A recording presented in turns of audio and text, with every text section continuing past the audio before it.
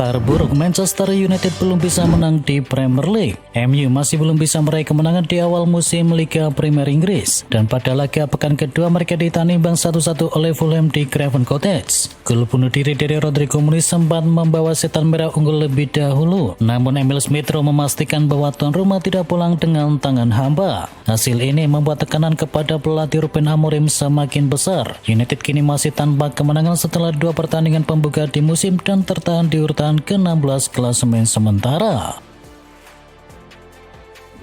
Bruno Fernandes gagal penalti. Manchester United sebetulnya sempat mendapatkan hadiah penalti di babak pertama pada menit ke-38. MU mendapatkannya setelah Calvin melanggar Mason Mount dan keputusan ini dibuat lewat tinjauan dari VAR. Bruno Fernandes maju sebagai eksekutor. Alih-alih mendapatkan gol, bola tembakan dari kapten MU itu malah melambung jauh dari target.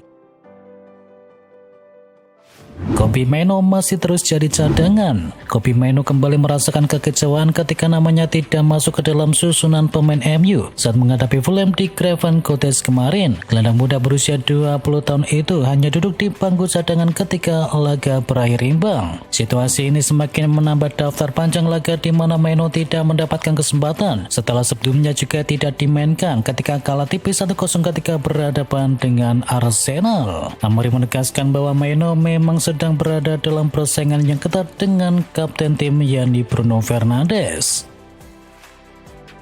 Arne Slot yakin lini depan Liverpool kini sudah cukup. Pelatih Liverpool yakni Arne Slot menegaskan bahwa timnya tidak merasa terdesak untuk menambah pemain depan menjelang penutupan bursa transfer musim panas. Meski saga transfer Alexander Isak dari Newcastle masih terus bergulir, Arne Slot menilai bahwa lini serang skuad asuhannya masih memiliki kedalaman yang cukup. Dia juga menjelaskan bahwa meski kehilangan beberapa nama, Liverpool tetap memiliki sekitar 6 pemain yang bisa dimainkan di 3 posisi terdepan. Pep Linders bebas lakukan apa yang ia yakini di Manchester City. Pep Linders kini menempati posisi penting sebagai salah satu tangan kanan dari Pep Guardiola di Man City musim ini. Mantan asisten dari Jurgen Klopp tersebut diberi kebebasan penuh untuk menuangkan idenya, sebuah langkah yang mengejutkan mengingat ia sebelumnya bekerja tanpa henti di Anfield Stadium untuk menantang dominasi The Citizen. Guardiola sendiri menilai rekannya itu membawa sesuatu yang tidak dimiliki Man City di musim lalu ketika mereka finish di urutan yang ketiga. Jack Grealish 2 assist, Everton 3 poin. Everton berhasil mencatatkan kemenangan gemilang dalam laga kandang perdana mereka di stadion baru di Hill Dickinson Stadium. The Toffees sukses mengalahkan tamunya yakni Brighton dengan skor meyakinkan 2-0.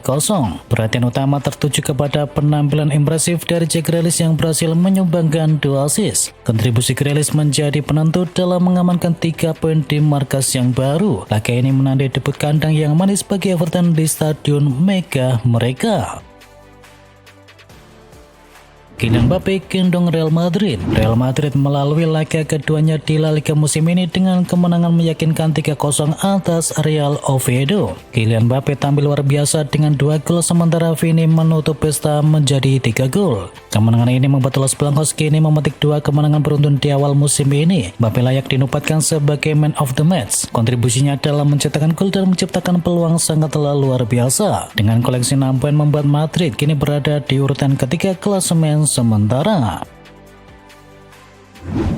Pelan tapi pasti Ferran Torres berubah jadi anak emas dari Hansi Flick. Barcelona sekali lagi memamerkan karakter juara ketika berhasil bangkit dari defisit 2 gol dan berhasil mengalahkan Levante dengan skor akhir 3-2.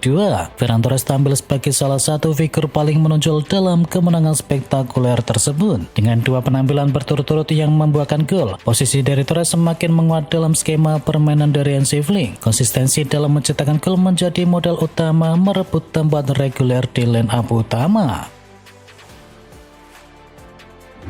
Atletico sudah jor-joran tapi hasilnya belum kelihatan. Atletico Madrid menjalani start yang lambat di Liga Spanyol musim ini. Perombakan skuad tim asuhan dari Diego Simeone masih perlu waktu untuk membuahkan hasil. Atletico kalah 1-2 dari Espanyol di jornada pembuka, lalu ditahan LC 1-1 di kandang sendiri. Meski begitu, Simeone tak panik. Ia menilai timnya sudah di jalan yang tepat meski hasil berkata lain. Musim ini Atletico melepas tak kurang dari 10 pemain yang tak lagi masuk dari rencana klub, dan gantinya mereka mendatangkan 7 pemain baru dengan total biaya mencapai 170 juta euro.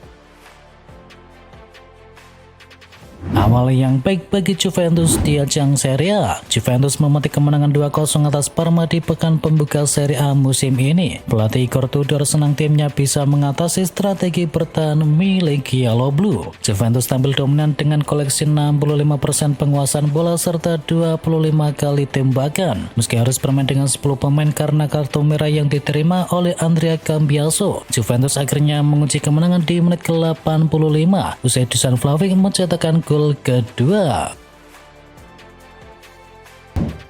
Saka cedera jelang laga melawan Liverpool. Secara positif Arsenal di 2 pekan pertama sudah memakan korban. Salah satunya adalah Bukayo Saka. Cederanya Saka jadi pukulan telak khususnya jelang laga melawan Liverpool. Ini jadi kekhawatiran yang besar untuk The Gunners karena musim lalu Saka absen 4 bulan karena cedera serius di hamstring kanannya. Dan yang kian memukul Arsenal adalah Saka bukan satu-satunya yang mengalami cedera. Cederanya Saka secara khusus menjadi sorotan tersendiri karena merupakan tumpuan di lini serang milik The Gunners.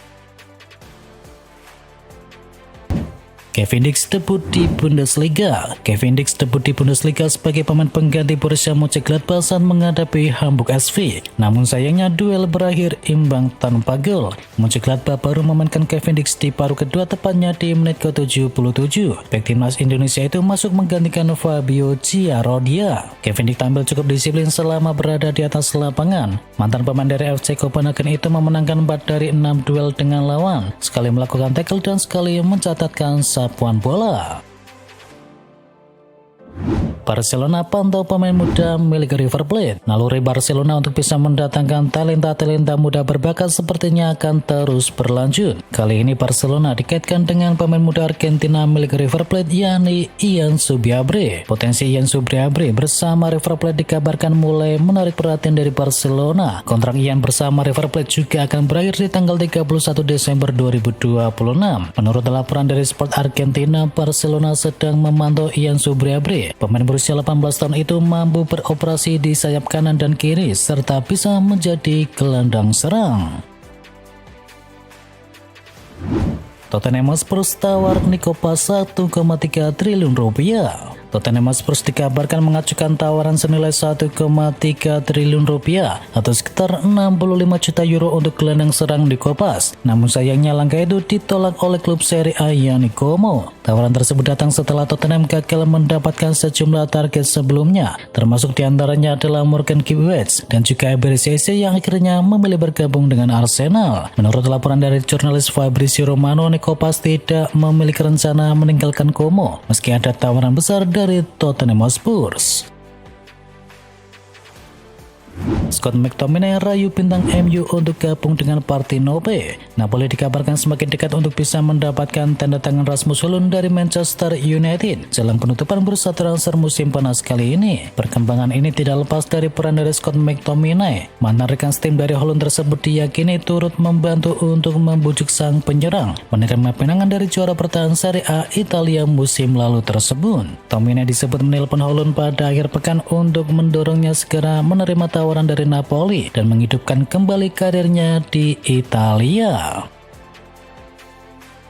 Adrien Rabiot digoda 2 tim dari Serie A. Masa depan dari Adrien Rabiot di Olympique Marseille sepertinya berada di ujung tanduk. Adrien Rabiot dikabarkan masuk ke dalam daftar penjualan tim dan mulai dipasarkan belum lama ini. Menurut laporan dari Football Italia, situasi ini langsung dimanfaatkan oleh tim-tim dari Serie A. Ada 2 tim yang sudah mulai menyatakan ketertarikan dengan Rabiot, yakni Napoli dan juga AC Milan. Napoli menjadi tim yang terdepan mengincar jasa pemain berusia 30 tahun tersebut. Bahkan Napoli dikabarkan sudah menjalani komunikasi secara langsung dengan ibunda dari Rabiot. Drama bursa transfer AC Milan gagal datangkan Victor Boniface. Sebelum kabar buruk datang, Milan sebenarnya sudah menyiapkan paket transfer untuk Victor Boniface. Mereka telah sepakat dengan Leverkusen dengan skema peminjaman selama semusim dengan biaya 5 juta euro. Selain itu ada opsi pembelian permanen senilai 24 juta euro jika performanya memuaskan. Namun proses finalisasi tak berjalan dengan sesuai ekspektasi. Tes medis yang dijalani striker 24 tahun itu justru membawa kabar yang mengejutkan. Pada akhirnya AC Milan terpaksa membatalkan transfer dari Victor Boniface. Hasil tes medis menunjukkan adanya masalah yang berhubungan dengan cedera lutut yang pernah ia alami. Faktor ini membuat manajemen ragu untuk melanjutkan kesepakatan. AC Milan cari dua striker baru. AC Milan tengah berupaya mendatangkan dua penyerang tengah sebelum bursa transfer ditutup. Salah satu nama yang menjadi prioritas adalah Konrad Harder dari Sporting Lisbon. Bahkan klub tersebut sudah mengajukan tawaran resmi untuk penyerang 20 tahun tersebut. Menurut laporan dari media Italia, Direktur Milan Yannick Glitari mengadakan pertemuan dengan Massimiliano Allegri dan perwakilan dari Harder. Bagi Milan, mendatangkan pemain muda berbakat seperti Harder bisa menjadi investasi jangka panjang. Manchester United capai kesepakatan dengan Senne Lammens. Klub Liga Inggris yakni Manchester United telah mencapai kesepakatan pribadi dengan kiper Royal Antwerp yakni Senne Lammens. Kedatangan pemain itu sesuai dengan permintaan sang pelatih Man United yakni Ruben Amorim. Meski sempat diragukan karena faktor harga, menurut laporan dari Fabrizio Romano menyebutkan bahwa Manchester United telah menyetujui persyaratan personal dengan Lammens. Biaya yang akan diberikan MU kepada Royal Antwerp disebut mencapai 21,7 juta pound sterling atau setara dengan 476,2 miliar rupiah.